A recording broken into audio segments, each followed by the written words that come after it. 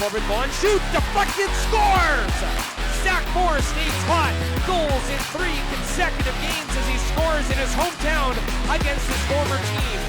Puck battle ensues, dug up by Morse. Henry passes puck, bounces to Deschamps. He shoots, scores! David Deschamps with his first career Western Hockey League goal, and it comes against the team that traded him in his hometown in front of friends and family. What a shot by David Deschamps, off the bar and in. Grab that puck. Now left circle, one-timer, Shitkin, scores! What a rocket! It's his first as a Regina Pat. Line into his net, finds Allman in the near corner. Now slides it up ahead, stretch past Clausen, and a breakaway. Logan Peskin reaches, shoots, scores! Another player gets the monkey off his back. It's Logan Peskin with his first of the season. Spencer to Buchkowski at the line. Right side, Temple for Regina. He'll shoot, scores! The puck redirected home by Braxton Whitehead. They'll go straight to center ice. It doesn't matter who got a piece of it. It's 8-0 Regina. Just like that, it's a touchdown and a 2-point convert for the Pats. Welcome to PatsCast, the unofficial Regina Pats podcast. It's episode 180. It's October 20th. Chris here, Kevin there. How we doing tonight, Kev? Not too bad. 3 out of 4. Not a bad week. No, not at all. We talked about that, got to have the one against Seattle, and they clearly did, and would have been nice if you could pick up a win in Saskatoon, and they really should have picked up a win in Saskatoon, unfortunately. Coulda, shoulda, woulda, but didn't. Yeah. 3 points out of 4. Not terrible. 4 Not would have at been all. great, but 3 out of 4 ain't bad. Yeah. They snatched defeat from the jaws of victory there on Tuesday night, unfortunately. But Yes. I mean, Late whatever. goal. Killer late goals. Yeah, and the goal, it was par. It bounced off his chest, and he batted it in. How can you even argue with that? What a great play. Yes. Very, very great. Yeah, it was like a soccer move. You see those guys taking the ball off their chest and playing the ball, and it's just wow, that was impressive. Yeah. So, but yeah, I mean, it was Saskatoon, like I said, is still a really good team, and the Pats played with them. It was nice to see that they were right with them the whole game. After Deschamps scored, I was like, oh, they got this, right? It was just It felt like that. Yeah, It really right? did. It felt like they had it in the bag, but then just kind of no. just a little bit of a letdown. Well, extra attacker kind of. Yeah, I know, right? Extra attacker that. And when you have Molendijk on the ice and Seatman's having a really good year this year, they can move the puck really well. Yeah. And then you get a guy like Brandon Lazowski back, and he scores in overtime, right? Yeah. It was kind of the overtime situation where the Pats had a good chance, and then went back the other way, and he snipes one. Yeah. But it is what it is. That's You the go to thing with overtime. 3-on-3. What's that? That's the thing with 3-on-3. Yeah. Yeah, you have a big chance one way, goalie makes a save, or you just miss the net and it comes down the other way and it's in the net. Yeah. And looking at the game sheet here, yeah, Ben Reich, second star, he's really had a really good season with them as well. Yep. He's kind of moved around a bit. He was in Moose Jaw, then he went to Victoria. Now he's in Saskatoon, and seems like he's clicking there. But for the Pats, couple of Saskatoon guys, Moore scored again. Deschamps scored his first career goal, so that's nice to see. Yes, very nice. Against his old team in his hometown. So, Yeah. yeah. But yeah, another thing, Pine, that was his third start in a row, I believe. Yep. Yeah. He made some big saves. He made one with his back turned to the shooter there. I don't know. I don't know how he made that save. Yeah. That was wild. That was real wild. But got the body in the way. Nice. It was a nice stop. Yeah. Don't know how he did it. That was wild. But yeah. Power play wasn't too hot. 0 for 4. But kind of turned around the next night or the next game. But Yeah. yeah, I don't know. Wasn't too sure. We hadn't seen Saskatoon, and obviously, like I said, the record was good, but the Pats were right with them and yeah, it would have been nice just to get that in regulation, a win in regulation. But like I said, a point there isn't bad. When you're on the road, whatever you can get on the road is nice. Yeah, for sure. Any points on the road is better than no points on the road. Yeah. Yeah, so it's kind of not surprising, but surprising that Pine played 3 in a row. He has looked better than Huey so far this year. Number wise for sure. And number wise, yeah, it's obvious. Yeah. But yeah, just got a lot of confidence. Looks like he's got a lot of confidence, and yeah. I think it's his role to kind of run with now. I think so. That's how it feels anyway. Yeah, it's 4-2-1 with a 239 and a 918. So those are solid numbers there. Like we haven't seen solid numbers. Those are unbelievable numbers for Pat's goalie in the last, I don't know what, almost half decade. If he could keep it up, yes. Yeah, right. It'll be top tier numbers. We haven't seen a GAA under like 4 in a while. Consistently, yes. Yeah, consistently. So, but under 3, even under 3, yeah. But yeah, it's nice to see, right? It's kind of like the, who's the guy that turned around 2 years ago? Drawing a blank. Sim. Drew Sim. Yeah, how he kind of came in and really looked a lot better. Yeah. After people were writing him off, and then he comes in and steals the job. Yeah, no. So or battles the job away from everybody else. Yeah, definitely. But yeah, and yeah, so Saskatoon, that was nice to get a point there. What else you got from Saskatoon? Like I said, they got some guys back. They're on a roll. Well, Saskatoon's on a roll, but they're going to have to make some choices pretty soon because their draft capital is very, very low. So yeah, it's going to be interesting next couple months for them. Yeah, they're kind of got the Wenatchee kind of situation of last year, where Wenatchee, they're going to be good. They got Geeky Savoy back, but how bad or how long do you want to be bad for? Yeah, exactly. Right? And they made the decision to move those guys. And like you said, they've got Molendyke. He's kind of the major piece. Lazowski might get something. He's a 20, is he not? Lazowski's 20, yeah. Yeah, he's 20. Is he signed or not? I don't know. That I'm not sure. Yeah, he must not be if he's getting sent back, right? I'm just assuming that. I'm not 100% sure. Yeah, because you don't see many 20s get sent back that aren't signed. Yeah. But he must be, unless it depends what year he got drafted, because he'd be past that the signing deadline then. But anyways, either way, not that it matters. He's probably a piece that could gather some decent draft capital. And then, who else? Kind of just looking through their roster here. Ben Sanderson, is he a 20 as well? Their big key in Saskatoon would be Molendyke. Yeah. But yeah, they've got some pieces though, right? Yeah. Is Reich 20 now? Or is he 19? He's 19. He's 19, so he's a guy that... He'll probably be back as a 20 next year. Yeah, he's... but he could fetch something pretty good too. Yeah, for sure. If he's off especially to a hot with this, start. yeah, this is 16 points in 10 games, whatever it is. Yeah, 6 goals in 11 games. So... But yeah, it's kind of the question. Do you want to... The conundrum for a few teams. Yeah. Do you want to move some guys and pick up some capital that you spent a lot on last year or not, right? And Lazowski's not signed. He's not signed, yeah. Okay.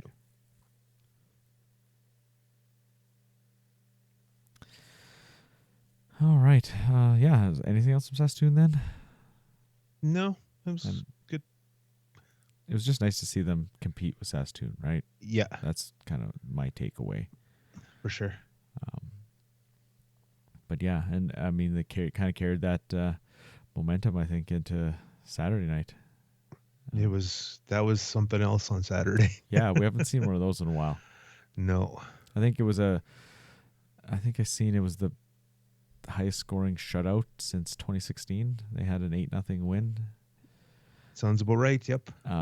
So yeah, I haven't seen 8 goals in a while. So yeah, that was nice. And like we said, Seattle just looked lost almost. Yeah, I don't know what the Their deal correct is. word would be, but it just looked like a totally, I don't know, totally defeated team coming in. And yeah, they Yeah, had played the night before, but yeah, it's to the come first. in and to lay a stinker like that. Yeah, and it's not like it's at the end of the road trip. This is only game 2 of the road trip. Yeah. So, yeah, like we almost said it looked like the Pats did at the end of their road trip last year, the U.S. road trip. Yeah. Where they were just done, right? End of the year, team's not very good, and people appeared to be checking out, right? And Yeah. the only thing Seattle had was just some grit. They just wanted to fight or be chippy. They didn't want to like Big play mean hockey. boys. Big mean boys. Yeah, right. Well, we were looking at the stats before the game. The Pats had 2 guys with double-digit penalty minutes, and I think Seattle had 9 or 10, Yeah, and one had 32 already. Like, holy smokes! Those are like 90s numbers almost, early 2000s numbers. Yeah, like what? I'm just looking at the standings and oops, lost it here, and the point PIM totals. Seattle 2-11, so they're leading the West. They are leading the WHL. I wouldn't doubt it. Yeah. So, but yeah, that's who else? Oh, Prince George has 210, but yeah, that's the only team that's kind of close. But yeah, Seattle's a fairly big physical team. Yeah, that's for sure. But yeah, that's it was an interesting game. Like I said, it was pretty chippy. A couple fights and yeah, some big hits. Decent hits. Yeah, it was good. Yeah, it was a fun game for a Pats fan, anyways. Yes, especially putting up an 8-0 goose egg. It's nice. Like I said, the power play was clicking that evening, 3 for 4. They hit the post, I think, in the last one. Did they not hit the post on the I believe power so, play? yeah. Yeah. It's on the power play. So and for the last power play, they didn't put their first line out. They had their second unit out. Yeah. So they didn't rub it in like a certain team did last year against the Yeah. Pats at the end of the season. I'm not going to mention any names. Yeah. Yeah, a few guys got their first Moose-jaw. goals. Whitehead finally getting one. That's good to see him get one. Oh, it was finally. Yeah. Just played so well. Just finally Yeah. get the one up there. Get rid of the goose egg. Got a piece of it on a point shot. Yeah. Um, Heskett got off the schneid and scored 2. Yeah. First Pat to score 2 goals in a game this season. yeah, and he had quite a few in the preseason. Yeah, he had a really strong preseason and finally got on the board in the regular season. Yeah, he had 4 in 5 games in the preseason. Yeah. And it took him 8 games to get one here. So, Yeah. I mean, it is what it is, but nice to see him get a couple. Finally. And Chichkin or Shishkin or Chichkin or however you pronounce However you it. say it. Yeah. With his howitzer from the top of the circle. Yeah, that was a nice goal. Posting in or bar down or whatever you want to say. All you hear is ping, yeah. Yeah. Yeah, I don't know how much he's going to score. He only had 1 goal last year, so whatever He's he not can, a very offensive guy. No, so whatever he can chip in is just gravy, right? Oh yeah, for sure. So, yeah, overall, and then Pine with the shutout. I mean, maybe one of us could have had a shutout in that game. Like, We're too old, man. I'm just saying, like, Seattle had they had like 2 scoring chances, I think, Yeah, all 2, night. maybe 3. Yeah. Like real score, like There was really just good scoring nothing. chances. The Pats defense just kept them to the outside, Yeah. and Seattle just couldn't figure anything out. They just couldn't get any good chances at all. And like you said, it felt like they were at the end of a trip where they're basically just like playing playing it out. Yeah. Yeah. And it was weird to see. I was expecting a good, fast contest, but it was a good contest for a Pats fan, but not for them. No, like Seattle had 21 shots on net. Like that's not good. 2 in the third period.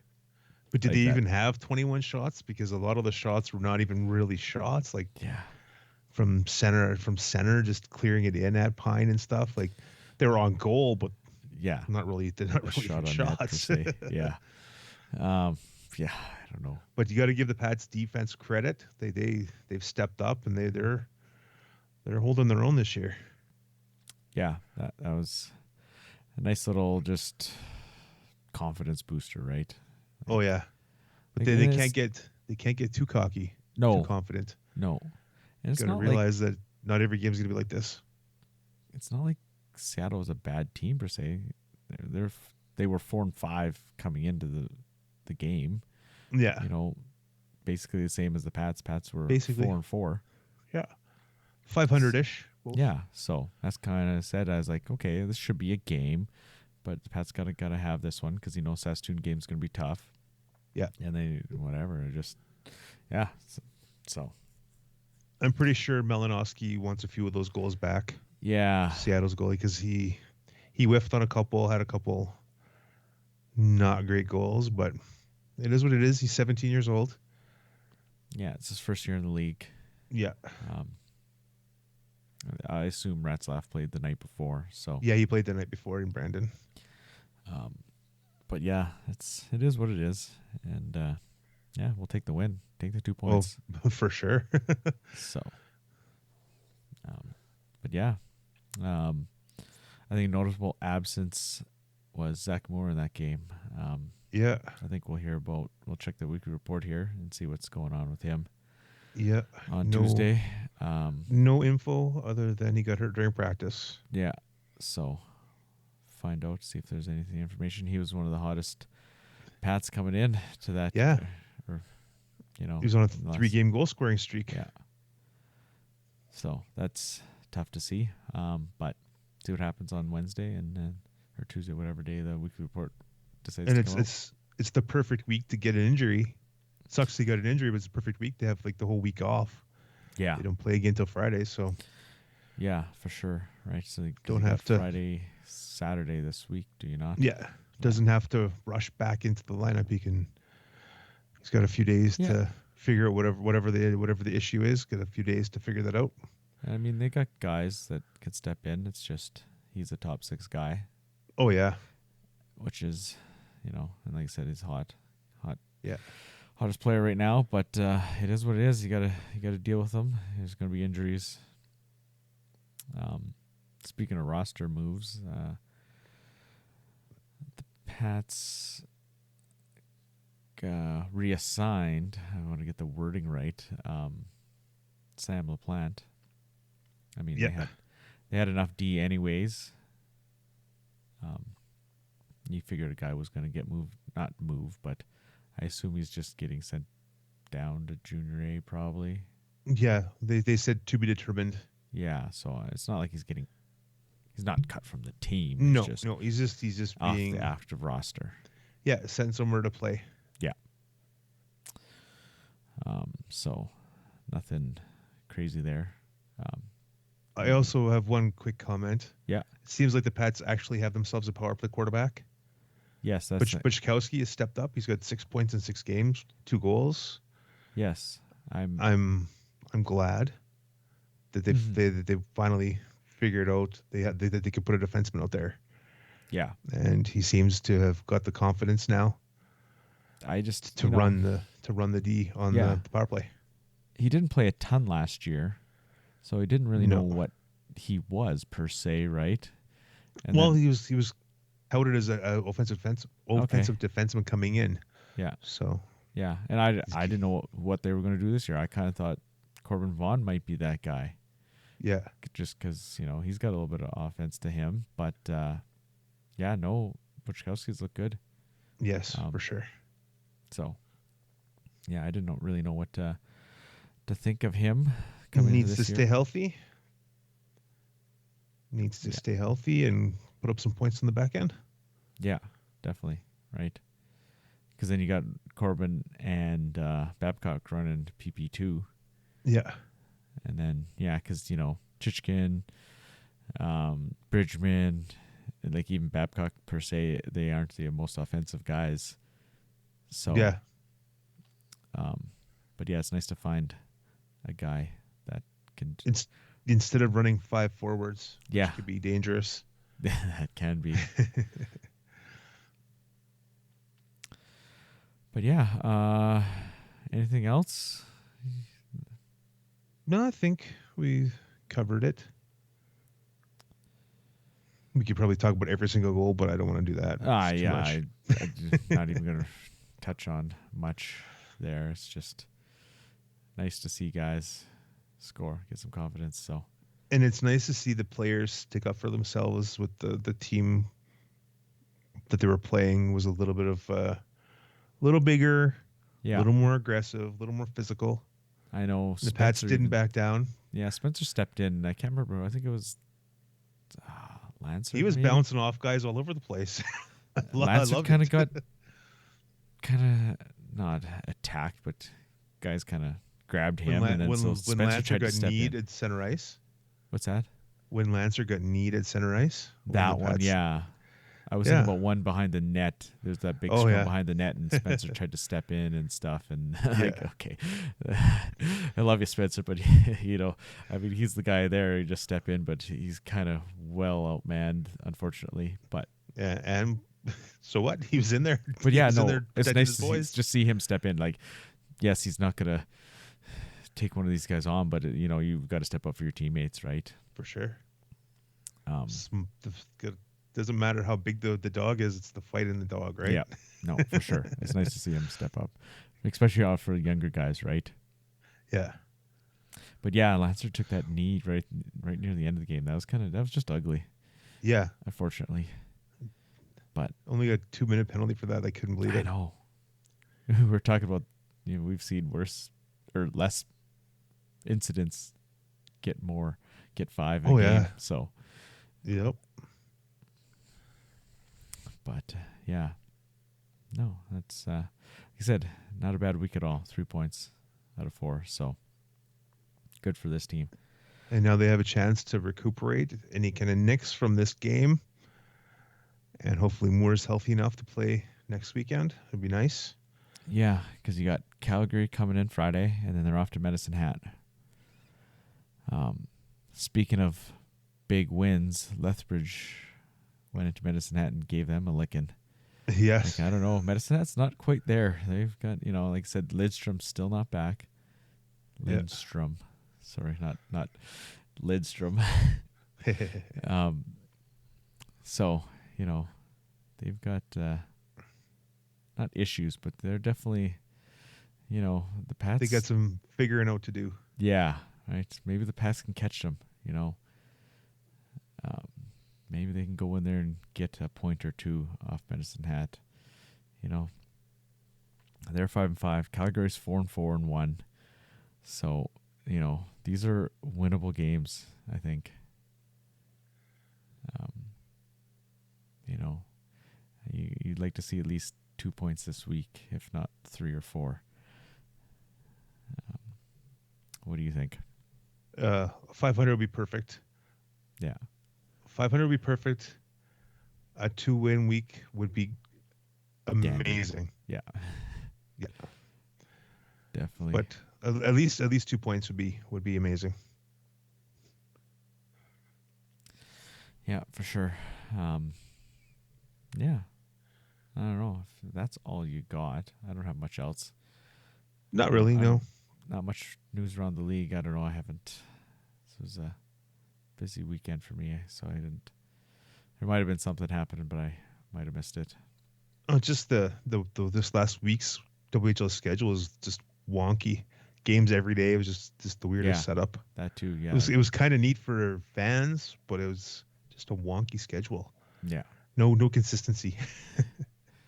Yeah, and then you look at, like, not to jump ahead, but like you look at the Pats schedule. You got a next week. You got a Wednesday, and then you got a Tuesday the next week after that. So a bunch of midweek games. So, but there's there's only a few more home games, and then they're gone for a while. So it's gonna be busy here again. But then they're gone. So,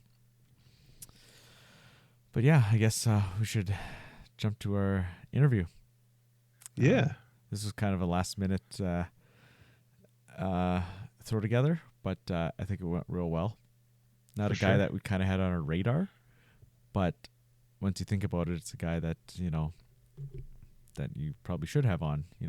People may not know him very well, may not know his name. He's kind of a key cog in the hockey operations part. So yeah, he's got his hand on the ice, off the ice, does a little bit of everything. I know of him just because I had a cousin playing hockey with him, so I kind of knew he was a pretty good hockey player. So yeah, it's nice to meet him and sit down with Tristan Frei, the manager of hockey operations for the Pats. Yeah. So, and then like you hear here, he has his hand in some on ice stuff. Like we've seen him, at training camp on the ice, and then he's working his way, learning the stuff behind the scenes, the off ice stuff, and working with the contract stuff, and even doing the logistics of road trips and stuff like that. So kind of does everything. And it was a pretty interesting interview. Yeah, and he's got a little bit of a story. He's got a little side gig as well going on, so he's a busy man. Yeah. So, but yeah, with that, well, let Tristan take it away here. Let him tell you his story. All right, we're pleased to welcome on Tristan Frei, manager of hockey operations for your Regina Pats. Welcome, Tristan. Thank you very much for having me. So, Tristan, you're a local product. Born and raised Regina? Born and raised in Regina, yep. Played all your minor hockey here? All my minor hockey, Pat Canadians as well, yep. Okay. Yeah. Family life, you got a brother, any other siblings? Just a brother, 2 years older than me. My best friend, live together, so I own a company with him, so we see a lot of each other, yeah. Yeah. You guys play together, like growing up, or it was just too much of the gap there? We never played hockey really competitively together, but lacrosse we played together growing up throughout our whole life. So that's really the only sport that kind of allowed us to collide. Yeah. So was hockey your main focus, or was hockey lacrosse? Lacrosse in summertime, hockey wintertime kind of thing? That's exactly it. And actually, I was better at lacrosse than I ever was at hockey. But at the time, lacrosse in Saskatchewan wasn't really as big until we got the rush. And I had to make a decision when I was still playing in Melfort at the time, and we went to the RBC Cup, and I didn't get back until June 1st, and by that happened, like the league's already halfway done, so I just chose not to play that year. And then the next year we went to the Western Canada Cup again, so I didn't get back till middle of May. So again, just felt like the body needed a rest. Yeah, those 2 years. So that's kind of the way I fizzled out of lacrosse. It wasn't by a choice. It was just kind of hockey took precedent, and then I just felt like my body didn't. At that age, you can't really do both. So when did you start playing hockey and lacrosse? Probably at the same time? Yeah, like I played soccer and baseball when I was younger. My parents said I was pretty disinterested in baseball, so they stuck me in lacrosse probably when I was 6 or 7, and then I played right up until I was 20. Played in the PGLL here in Regina with the Regina Rifles, so that was cool, and then I just kind of fully transitioned my focus to hockey. Yeah, so you won a Regina championship with the Rifles there? Yep. Yeah, we won provincials actually. Oh, so we beat the Saskatoon Smash in the final. First time ever. Great names. Sorry? Great names. Yeah, Rifles exactly. and Smash. Yeah. And so we beat them in the final, and it was the first ever title for the Regina Rifles, so it was cool to be a part of that. Oh, nice. How influential were your parents on your hockey sporting career? Yeah, very, very. My dad coached me, playing hockey my whole life. coached me in lacrosse too, coached me Bantam AA, and then once obviously I got to midget AAA, he took a step back, and my mom as well, always super supportive. But the one thing that I love about my parents is they were never pushy. They never gave me the fourth period, coming home. They let me do what I enjoy. They gave me advice along the way, but it never felt like a job when I was younger, or I never felt pressured. And I think it allowed me to, I only retired 2 years ago from playing professionally. So I think to them, they kept the game alive in me by supporting me and letting me live my dreams. And I'm forever grateful for them.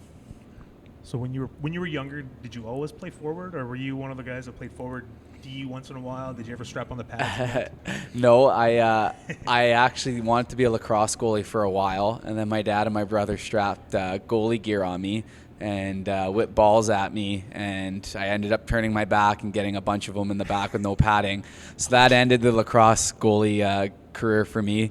But for hockey, no, I was always a forward. Always played center kind of my whole life, and even when I was playing over in Europe, I was a centerman as well. So as a player, I took pride in owning the face-offs, but also trying to be a 200-foot player. More of a defensive focus and playing that top 9 role. Who was your favorite player growing up? My favorite player, I wear 13 because of Matt Sundin.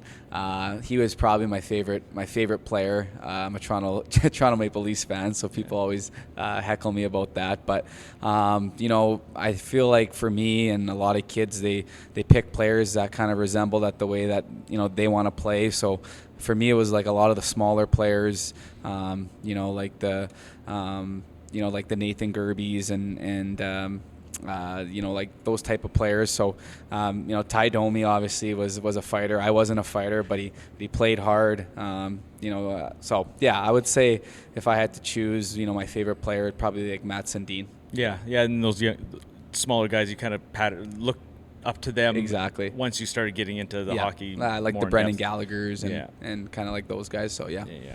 So like, what's your favorite hockey memory? Minor hockey memory. We'll stick with the young. Yeah, we'll the stick with minor the young hockey. Tristan. Yeah. What's your favorite? My favorite minor hockey memory Pre-Pat Canadians days would probably be, just going to the small town rinks. I think for me, like the old wood barns with the wood roofs and like the ice smells of just like frozen water, something like that just kind of always sticks out in my mind. And I feel like with all the new facilities nowadays, and the hubs of, that cities can hold, these big tournaments, a lot of those kids don't get a chance to go out into those small rinks. But, in terms of a real core memory, it'd probably be, I think, my Adam year, the Adam Regina Stars. We won the championship in provincials against Prairie Storm. So I think that would be a core memory for me. So. What's the earliest goal you remember scoring? Oh, I don't really remember. I did play 3, 4, 5, 6. I played 3, 4, 5.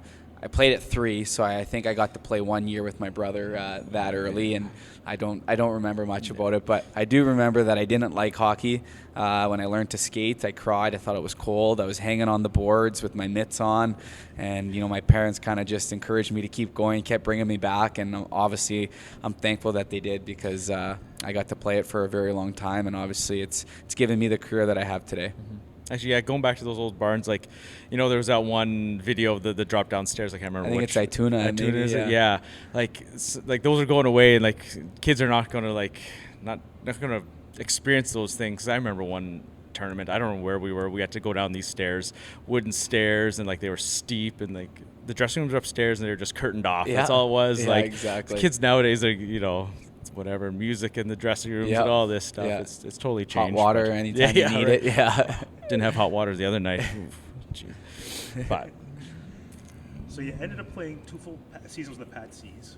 Your last year, you became captain. Yep. How did that feel to get the C strapped on your jersey? Yeah, it was good. Obviously, I didn't make the Pat Canadians my first year midget. I was a smaller player, still developing. I was devastated, obviously. I wanted to play with my friends, but just physically, I wasn't there. I played a year of midget AA, worked out couldn't control my height, so that was something that obviously I couldn't do. But halfway through my 15-year-old year with midget AA, I got signed with the Pac Canadians for the next year. Played at 16. We had an okay team, worked hard, and then going into my 17-year-old year, I was named captain in the summer, and that year we had a really good team. Jaden Hubowatz, Mitch Lapon, Zach Zabrowski, Ruop, lots of good players. So that was a really instrumental year for me. I think I had over a point a game, and I think that year was a year that I really developed and got my confidence before I went to junior. So I'm forever grateful for that experience. That year was pretty instrumental for my hockey career. I got to stay home in grade 12, graduate with my friends, and then after that, obviously, I got to go play junior. So You got a little taste at 15, though, I see. I did, yeah. I played, I think, the max games that you could play as an AP. So, it's a tough league to play at 15, and it still is for this generation. It's a really good league. It's a demanding league. It's to me, it's one of the best leagues in Canada for U18. It all worked out, and I enjoy watching it to this day. Rewind just a little bit. What was it like coming to Pat's training camp? Yeah, Pat's training camp. Rookie camp. Yeah, I came to rookie camp. Curtis Hunt, I believe, was the coach. I remember him coming in. I found the roster with your name on it. Addressing the team, yeah. I think Morgan Klimchuk was on my team. But one of my close friends was Colby Williams, one of my best friends. It was good to have kind of a friend in camp. Obviously, he was a drafted kid and ended up being the captain of the Pats. But anytime you can, be a local, invited to your own WHL camp is something that you're always going to remember. And for me, I grew up a Pats fan at a young age, had all the posters in my room, went to all the games, obviously idolized the players, and obviously I got to go to camp, and now I'm very fortunate that I get to work for the Pats. So it's kind of a full circle moment that always continues to keep coming around, and it's been great.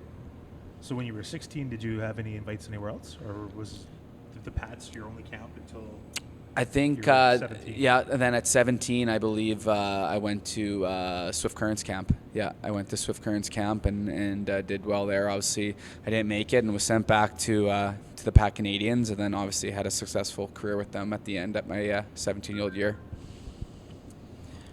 So you move on to the Melfort then. Obviously, the WHL didn't work out. Was there any thoughts, like you really wanted to play WHL, obviously, or you're fine going to junior A? Well, at the time, it's and still is, I guess technically, but at the time, I didn't make the WHL, so I was going to shift my focus to the NCAA, and had a good, rookie year in the SJHL, and then my second year I had a really good year. We won it. Played on a line with three players. Travis Mayen and Justin Boyer. We won the league, went to Westerns, went to RBC Cup, had a lot of interest, and then the next year we won it again, and that was probably my best career to this date. Had over, I think I was 1.3 points per game, and we had a really good team. We ran it back, won another championship. Lost at Westerns to Kel McCarr's Brooks team, so that was pretty cool to play against him. Had a few offers, interest too down to the States in the Div 1 programs, but ultimately, the U of R came knocking, and it was always something that kind of stuck in the back of my mind. And if I could play at home in front of my friends and family, where I haven't lived in a couple of years, and get my schooling paid for, and I know the resources that we have at the U of R, I was a little bit, skeptical of, should I keep living away from home or come back? And I'm really, really grateful that I was able to come back, because it ultimately provided me an opportunity to play at the next level. Yeah. So a little sidetrack here. What do you think of WHL players now possibly getting the chance to go play NCAA as well? Yeah, I think it's just another avenue that a player can explore. Obviously, we don't know if it's going to happen or not, and that's always up in the air. But yeah, anytime you can have a decision or more options, it's a benefit as a player. But that's really all that we know right now. So it's nothing that we can really dive into. Mm-hmm. So when you were at the University of Regina, you got the chance to play in Russia. Yeah. What was it called? The Universiade or Yeah, whatever? yeah. How was that? That was probably the coolest moment of my hockey career. I didn't really know I was on the radar to even make the team. It's kind of like a youth sport all-star team of the teams that aren't playing at the time, and I remember my coach Todd Johnson gave me a call and said, "Hey, your name's been put forth into the top 30 guys that are going to make the team. You haven't made it yet, but there's a potential." And I didn't really think anything of it. And then I got a call from the coach. I think it was the assistant coach, Mike Sarant, the head coach of the U of M team, and told me that they selected me to go and that we were going to be going to Krasnoyarsk, Russia. So that was really cool experience. It's basically like a mini Olympics. It's a state-of-the-art, opening ceremonies, all the sports that are in the Olympics, skiing, snowboarding, bandy's even there. Vladimir Putin was actually the guy who opened it up and spoke at it. So that was really interesting, and the culture was really interesting. We got to go to a school, we got to go to a church, we did some sightseeing, and then obviously the hockey was really cool. We played against Russia and lost to them in the semifinal. Their team was made up of full of KHL players that say they were going to school. We asked them. It didn't sound school. Exactly. Sounded like they weren't going to school. We lost 4-1 to them, and then we ended up winning the bronze medal in the third versus fourth game. And I got this really, really cool bronze medal that I got to come home with in a case that lights up. It's crystal. It's got bronze around it. It's a really cool prized possession. That's quite the experience, isn't it? Yeah, it really is, and this is the first time I really traveled that far for hockey before. It took us 40 hours to get there. It's in the middle of Russia. There's a 14-hour time change from Canada. So I was gone for 3 weeks, over 21 days, and that was while I was in school. So I had to get approval from my profs and things like that. And I was grateful that they were all willing and supportive, and I was able to do it.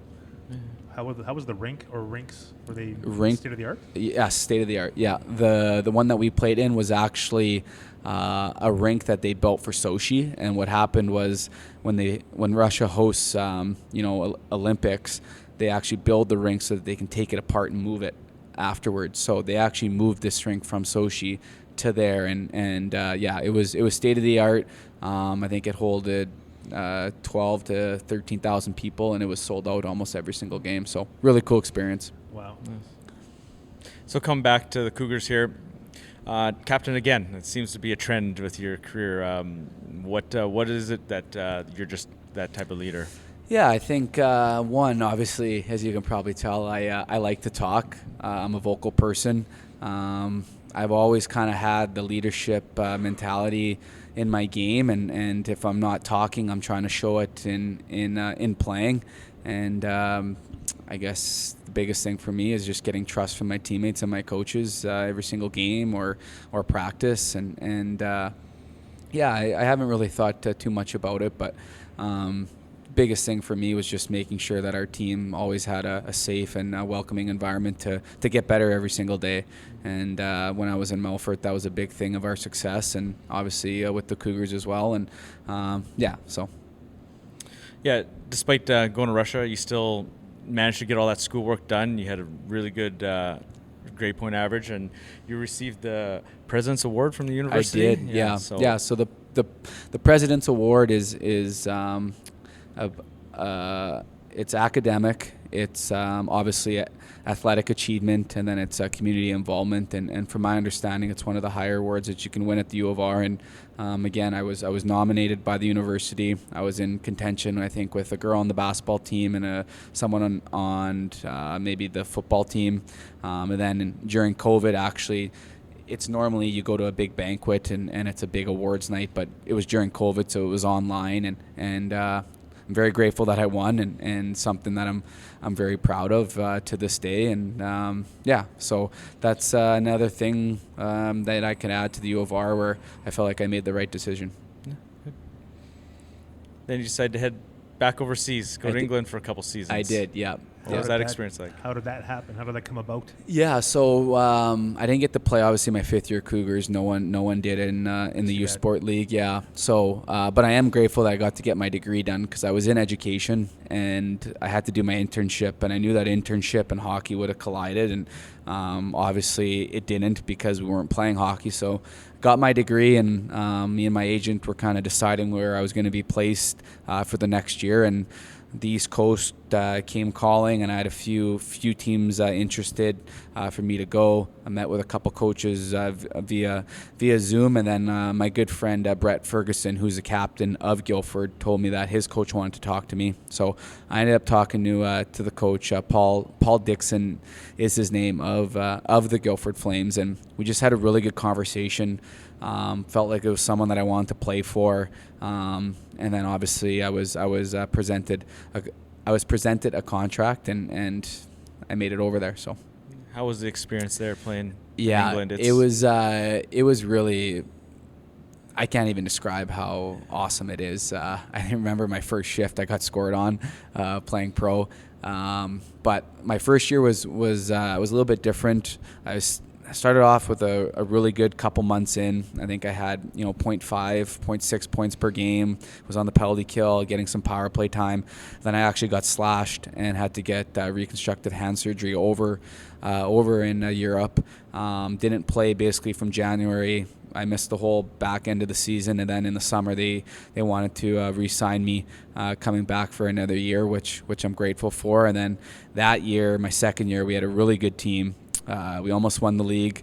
We lost in the finals, I guess, to win the league against Belfast, and the winner of that would have played in the CHL, which is the Champions Hockey League. So that would have been really cool. We lost the one game, and over there it's not who wins there's no really playoffs. It's who wins the whole regular season that is the best team. So I think we had 82 points, and I think Belfast finished with 84 after the win. So you only a couple seasons there, and then you decided to come home. I did, yeah. I decided to come home on a couple of counts. One, I think my hand was kind of reaching its point. I got to play another full year of it being healthy-ish, but it still was reacting up a little bit. And then I had some business opportunities that came around with a local hockey academy here that I was involved in starting. And then I was gonna, just jump on and do, skill development and things like that. And then the Pats obviously came knocking unexpectedly, and I met with Al Miller and had a really good conversation with him, and they offered me a job, and it's been great since. Do you have any interest in senior hockey?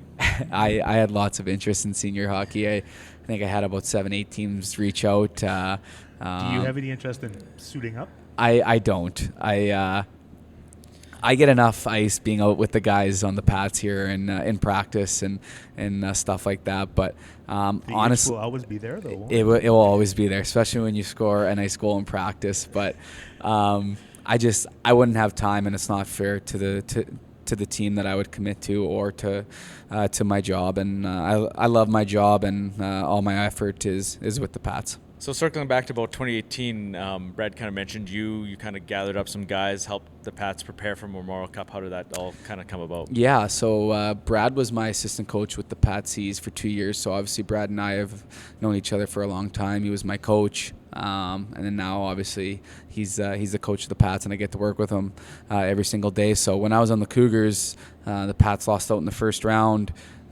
They went home for a bit. When they came back, they wanted to get some game simulation, and Brad kind of got together a group of university pro guys that were going to play against the Pats in a 3-game series. Really good team that he constructed. And I know Colby Williams was there, Leadall was there, Hobbs was there. Some local guys. They brought in some pros, that were living in, Yorkton, Saskatoon. And then John Paddock actually came in before the game, and he would show us what Hamilton Bulldogs are doing and their forecheck. And they were really trying to simulate that first game, so that when they were dropping that puck for the first game, that they were prepared and really cool experience. They had the Jumbotron going. They had, the whole works. They wanted to simulate it to the best that they could, and it was a cool experience to play. And we were fortunate. We won both games, but obviously we probably should with some of the guys that we had. Pros. Yeah. Well, I think you guys prepared them pretty well, when they made it all the way to the final and such. So they sure did. Cool So opportunity. is that where the next level hockey consulting kind of popped into your mind, or Yeah. is that how that kind of Yeah, so that was right during COVID. Sitting in the backyard with my brother and Colby Williams, and we're like, well, no leagues are starting, so what should we do? There's no hockey camps going, so we started this company called Next Level Hockey Consulting as the three owners of us, and we had I think we had 30 pros at the time that were sitting in Regina, 20 junior WHL junior A guys. And we just practiced and played, pickup games. And then from that, actually Dave Struch lived next door to Colby and I. At the time, he came over for a coffee, and he's like, "I think you guys should get like a little league going." So we're like, yeah, that's a good idea. So what we actually did was we started a 4-on-4 league with the pros that were involved. We had a draft. I think each team got 10 guys, and we're in our 5th year now of that league, and that plays all summer.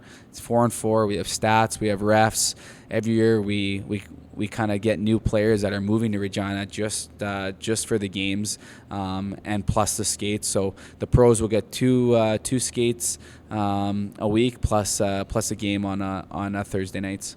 So now that you're working with the Pats, describe your role. Like, what do you do? That's a good question. So you don't have to go into gory details, yeah, but you can just what I'm do you do? I'm we fortunate. know you're on the ice with the players and stuff, but what? Yeah, no, do you that's a good question. I'm fortunate that Brad, Allen, even Gord Pritchard have allowed me to kind of be in a lot of roles. So my main role as manager of hockey ops obviously is to work closely with Alan on anything hockey ops related. So that's standard player contracts, trade forms, any type of hockey admin. But then on top of that as well, I'm looking after some of the travel aspects as well.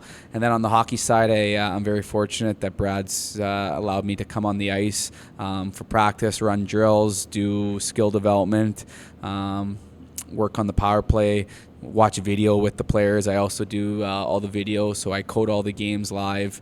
I sit down with players and can watch their shifts with them. So I love being on the ice. I'm learning every day as a hockey coach and within my role, and I hope that one day I can continue to climb. So is there a goal to maybe move up on the management side or possibly coaching side? Yeah, I would obviously. I'm very fortunate that I kind of sit in both.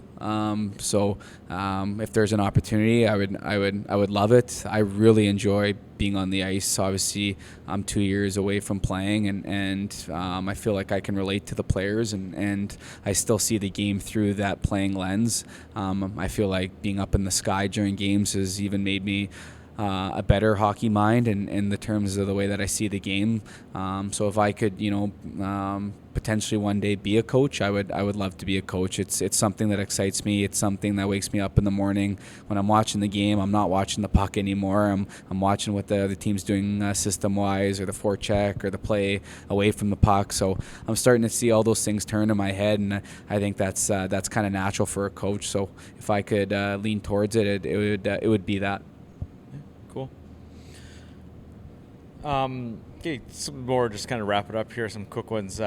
Jerseys. Now we got 4 jerseys. Which do you prefer? Classic, new ones? I like the red ones, actually, last game that we wore. Yeah. They're sharp. I think they go well with our pants and our helmets, and we won in them. So that makes me happy. Yeah. What color tape do you use when you tape your stick? Are you a goal scorer with the white tape? Or Black tape. Stick's not on. The puck's not on my stick a lot, and I've always just been a black guy. You have to be pretty skilled to use white tape, I think. So do you tape heel to toe or toe to heel? I tape heel to toe. Yeah. Then Most cut it with everybody- scissors. Yeah. Yeah. Back in the day, favorite bus activity? Movies. It still is movies. I get my iPad out. I pre-download all my movies, TV series. It's kind of the one thing that I do when I get away from the rink. I like to watch TV or Shut your mind off. exactly, Hockey, right? exactly. So yeah, I would say, or when I was playing pro, we did a lot of crib on the bus. So we'd have Say cards and yeah, stuff, cards, crib, kind of anything like that, and that was a fun experience over in Europe because it's that's what it is over there. It's socializing and it's not a lot of technology. So I'm going to go back. The crowds in Guildford. What kind of crowds did they? Were they loud and rambunctious? Like Loud you all see the time. Videos of the dart tournaments Yeah. and stuff where the crowds Yeah. are like chanting and screaming the whole time. It's exactly what it is. And I remember, we went to Sheffield, 12,000 fans. The guy brings it over the blue line. Everyone's like, oh, and I'm like turning around, checking like, am I not have my guy? Are they about to score? But that's just the way they are. Anytime there's a big, like, everyone's standing up, there's flags, there's cheering, there's chants, specific chants for each team. Like it's an environment that brings energy to the game, and it's super fun to play in. Every single night, no matter what rink you go over there, there's an environment that every team has, and it's different, it's unique, and it's really cool. It's almost like the soccer kind of. Exactly. That's right? exactly where they get it from. Yeah. Or the darts. Yeah, the darts. yeah. Dart tournaments. Oh, are it's pretty crazy. Yeah, Yeah, they absolutely. are. Yeah. So what are you into movie-wise, TV shows? What do you like? Just kind of anything popular on Netflix. I really like, just true TV series or any type of documentary like that. I just watched the Face Off one on Prime. Thought it was really cool. Didn't think they left a lot out, which is respectable in those, and it's cool to see the behind the scenes, because a lot of it's similar to what we do here, and in terms of what the players' lives are or the way that they're treated. So yeah, I haven't watched that yet. So that's good. Next up. It's really good. What about musical interest? Are you a rock guy or a rap guy? Or No, country guy, or classical? I'm like kind of mixing pot of everything, but I would say growing up in Regina with Craven being always here every year, I'd say more of a country guy, but I like the remixes. I kind of everything, rock. Yeah, and I love music. I go to as many concerts as I can. I've seen a lot of really great artists, and when I was over in Europe too, I saw a lot of great artists because they get all the concerts. So. Yeah. So then, what's your favorite band or musician? My favorite band or musician, I like. Maybe not even now, but I like Greta Van Vliet. They're good. I've seen AC/DC. I've seen the Rolling Stones. I've seen Mumford and Sons. So a lot of obviously A-list bands, but I went and saw Dermot Kennedy last year or a couple years in London at the Ali Pali, which is like a really famous music venue in London, and that was a pretty cool experience. So summertime, off ice stuff. Summer is obviously you're still playing hockey. You're still involved in that. But what do you do to like just relax and get away do you from it a have bit? time to relax? I don't. Yeah. I basically Okay. live at the rink once our season's done with obviously the skill development stuff. I think I had 75 skates from June 20th to August 20th. But I try not to work on the weekends in the summer on Fridays. I like to go to the lake, like to get sun, like to golf with my friends, like to be outside. So it's, I had lots of weddings. I'm getting to the age where a lot of my ex-teammates are getting married. So I got to go to Kelowna for 10 days this summer, which was a great experience. And then obviously next summer as well, there's lots of plans. So I like to get away from Regina if I can in the summer at certain points. I like to golf with my friends, but hockey kind of consumes me, 365 days of the year. Yeah, you're not burnt out yet. Hey? Not yet. No, not yet. You're young yet. Exactly. Got lots of time to get Exactly. work, Yeah. All right. Well, I think that's all I've got. right? I think that's Awesome. That's pretty good. Thanks, Yeah, guys. Thanks for Appreciate coming on. it. Thanks for coming on. Thanks.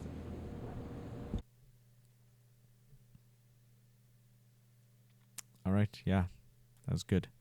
Yeah, for a kind of a last minute interview, it turned out pretty good. Yeah. No, for sure. and I appreciate Tristan's time. Yeah, no, it worked out well. Like I said, a good guy to have on. So people get to know him a little more. You might not see him too much in the public eye, but he's doing a lot for this whole team, the team as a whole kind of thing. So Exactly, yeah. but yeah, if that's all you got, that's all I got. Yeah, I think that's a wrap.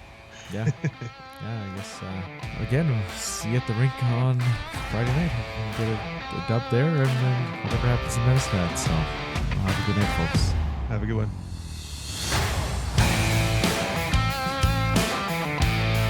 That'll do it. Kelton Klein, the